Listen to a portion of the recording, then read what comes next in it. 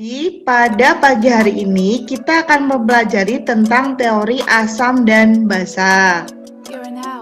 Oke, Bu Fitri akan menampilkan PowerPoint. Apakah PowerPoint-nya terlihat? Terlihat, Bu. Oke, sudah terlihat ya.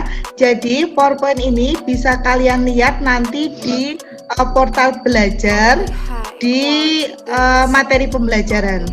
Oke, mungkin ada yang bisa mengemukakan pendapatnya, contoh asam atau basa dalam kehidupan sehari-hari. Siapa yang mau menjawab? Asam contohnya jauh. Contohnya garam. Basa contohnya sabun. Oh, asam contohnya garam. Garam apa ya? Kenapa bisa disebut dengan asam? Siapa yang menjawab ya barusan? Welan. Mbak Welan, tadi Mbak Welan menyebutkan bahwa basa itu contohnya sabun. Kalau asam itu contohnya apa Mbak Welan? Asam cuka, Bu. Asam contohnya Asam cuka, iya betul. Apa yang sudah disampaikan bahwa contoh asam dan basa dalam kehidupan sehari-hari. Kalau asam itu adalah asam cuka, kemudian basa itu contohnya adalah sabun. Oke, pada pertemuan kali ini kita akan membahas asam basa itu menurut 3 tokoh. Tokohnya siapa saja ya? Ada yang bisa menjawab? saya. Oke, siapa ini ya? Sebutkan nama. Maidatul. Oh ya, ketika akan menjawab silakan sebutkan nama sehingga bisa Bu Fitri catat sebagai nilai keaktifan kalian. Oke, Mbak Maidatul, silakan sampaikan pendapatnya. Teori yang mengemukakan teori asam dan basa ada 3, yaitu teori Arrhenius, Bronsted-Lowry, dan Lewis. Oke, terima kasih kepada Mbak Maidatul yang sudah mengemukakan pendapatnya bahwa teori asam basa itu yang mengemukakan ada Arrhenius, ada Bronsted-Lowry, dan ada Lewis. Oke, terima kasih. Kemudian kita akan bahas yang pertama itu tentang teori Arrhenius. Ada yang bisa menjawab? Saya. Ya, Mbak Maidatul silahkan. Asam merupakan zat yang di dalam air dapat melepaskan ion hidrogen H+, dan basa merupakan zat yang di dalam air dapat melepaskan ion hidroksida OH-. Oke, yang disampaikan Mbak Maidatul betul ya, bahwa kasam itu adalah senyawa zat yang di dalam air dapat melepaskan ion hidrogen atau H+, sedangkan basa merupakan zat yang di dalam air dapat melepaskan ion OH-. Mungkin ada yang mau mengemukakan pendapat lain mungkin selain pendapatnya Mbak Maidatul? Tanya Bu. Oh ya, silakan. Siapa yang bertanya ya? Jadi maksud dengan H+ sama OH itu Oke, yang ditanyakan oleh Mas Afan, maksudnya asam itu adalah senyawa yang akan menghasilkan ion H+ atau ion hidrogen. Jadi kalau yang ada hanya misalnya seperti ini. Asam ini ada contohnya Ha ya, di mana suatu asam itu akan menghasilkan H+ dan nanti menghasilkan anionnya seperti itu. Misalnya nih contoh HCl atau asam klorida itu akan menghasilkan H+ dan Cl-. H+-nya itu merupakan ion hidrogen. Itu merupakan contoh larutan asam. Sedangkan basa, misalnya nih ada ada MgOH2, berarti ada Mg2+ dan 2OH-. Nah, ion hidroksida itulah yang merupakan contoh larutan basa.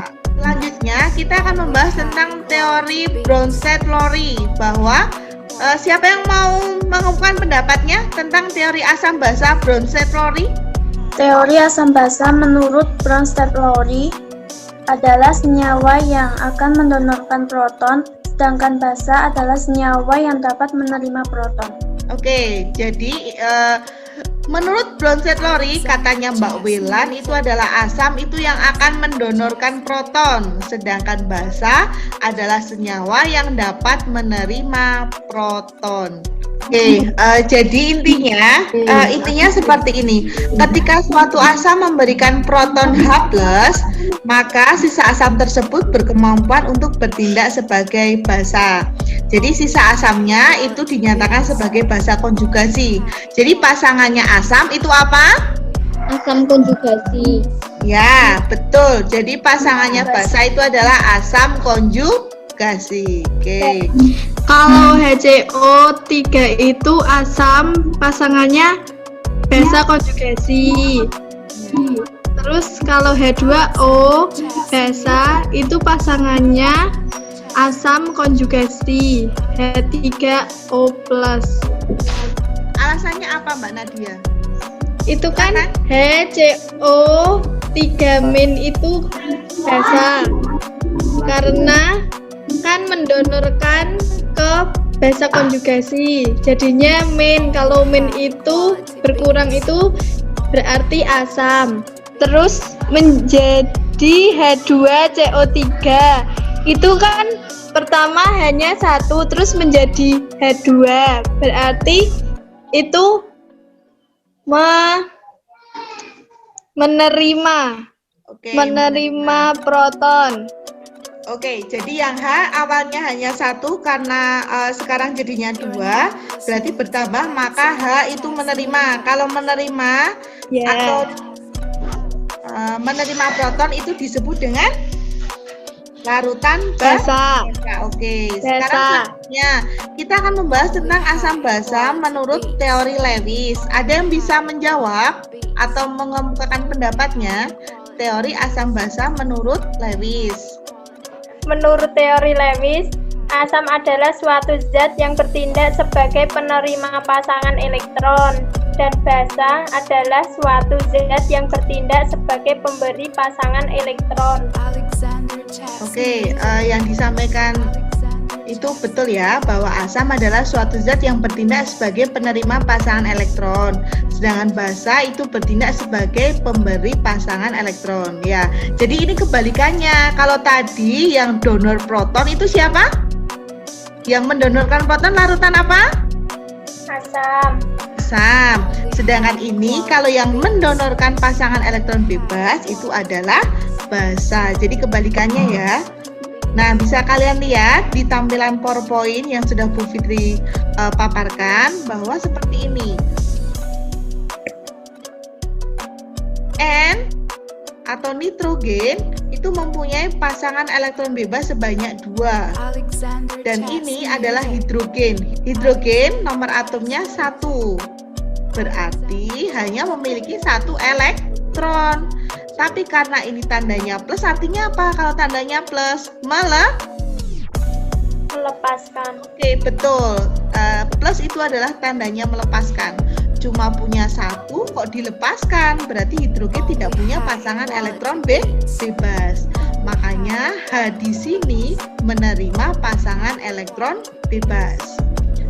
Oke, Bu Fitri akan menge-share LKPD. LKPD itu adalah lembar kegiatan peserta didik ya, teori asam basa. Setelah Zoom ini berakhir, nanti kalian mengerjakan, terus nanti kalian bisa berdiskusi lewat WA group ya, lewat WA group, supaya ketika menggunakan Zoom mungkin ada yang terkendala dengan sinyal. Bu Fitri sikapi, nanti kita diskusinya lewat WA group saja. Oke, kita akhiri ya. Ya, Bu, siap. Terima kasih atas partisipasinya. Kita ketemu lagi nanti di WA group. Assalamualaikum warahmatullahi wabarakatuh. Saya Afan, mewakili dari kelompok 1, membahas tentang Arrhenius, bahwa asam itu ada ion H+, ada ion H+-nya maksud saya, dan basa ada ion OH-nya. Terima kasih. Wassalamualaikum warahmatullahi wabarakatuh. Assalamualaikum warahmatullahi wabarakatuh. Perkenalkan, nama saya Nadia Sabrina Asyah Putri dari kelompok 3. Saya akan menyampaikan atau mengemukakan pendapat tentang asam dan basa menurut Lewis. Bahwasanya asam dan basa menurut Lewis itu, kalau asam itu penerima elektron bebas, sedangkan basa itu yang memberikan pasangan elektron bebas. Terima kasih. Jika ada pertanyaan bisa disampaikan. Wassalamualaikum warahmatullahi wabarakatuh.